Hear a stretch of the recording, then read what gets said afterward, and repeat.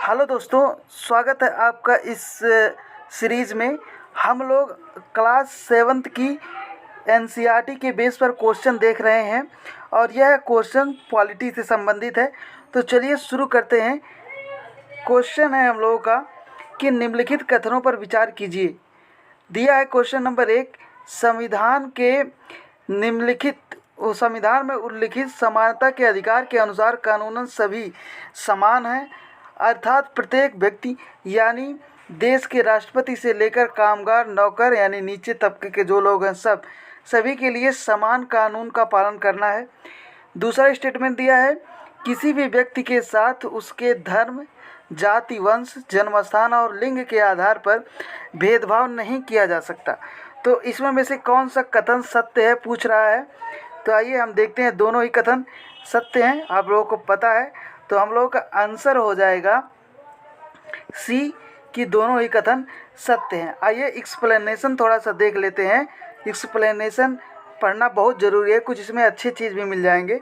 देखिए, संविधान में उल्लिखित समानता के अनुसार कानूनन सभी समान है, अर्थात प्रत्येक व्यक्ति यानी देश के राष्ट्रपति से लेकर कामगार और नौकरकारों तक सभी कानून का पालन करना चाहिए।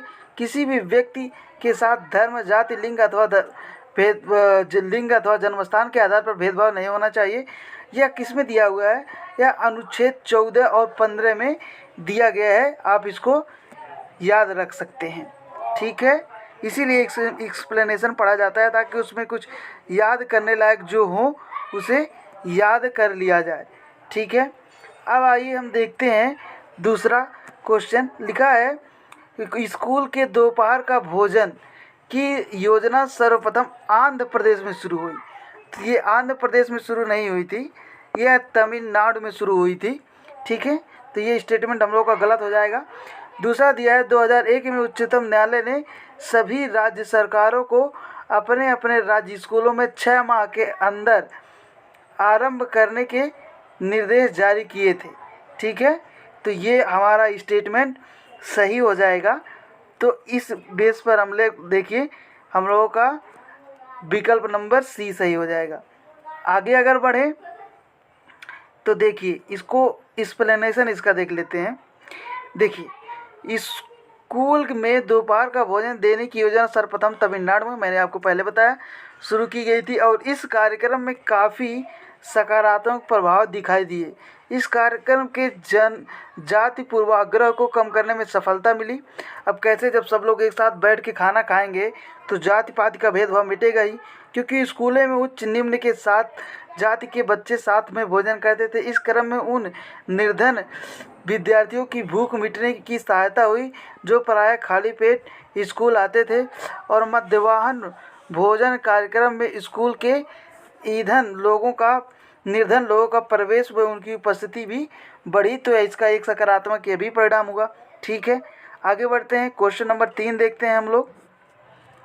देखिए, रोजा पार्क्स की विद्रोही प्रतिक्रिया से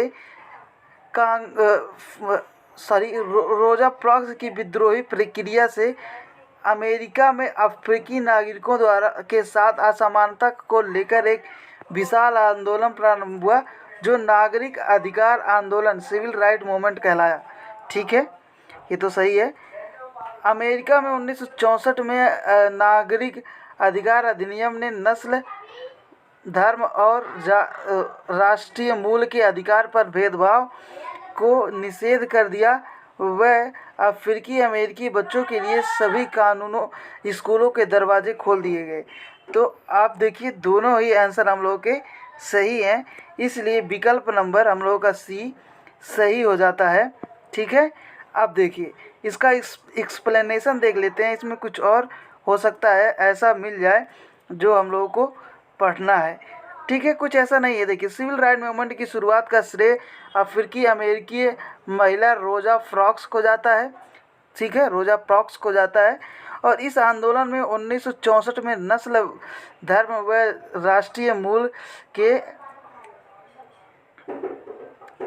आधार पर भेदभाव निषेध किया गया था, ठीक है। तो ये था। Thank you so much for watching this lecture. इसी तरह से हम 5 क्वेश्चन 10 क्वेश्चन धीरे धीरे लाते रहेंगे और जब तक हम लोगों का प्रीलिम्स आएगा यानी कि लगभग 200-250 दिन बाद। तब तक हम लोग पूरा कर लेंगे हर एक सब्जेक्ट का। Thank you so much.